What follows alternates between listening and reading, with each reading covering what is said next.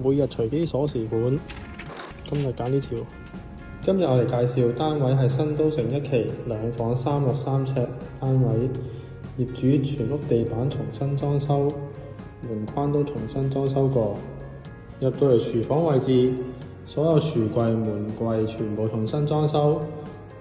睇返水龍頭、星盤、電磁爐、抽油煙機等都係重新換過嘅。跟住我哋嚟睇埋廁所、洗手盆、鏡櫃同埋馬桶，全部都一應俱全，全部都係重新換過。連浴缸設計都變咗企缸。然後再睇埋2間房間。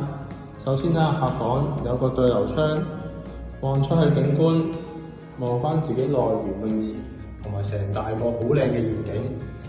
跟住過嚟睇埋主人房，冷氣機、燈飾全部全新換過，成個房間仲可以擺到5尺床，再加大衣櫃。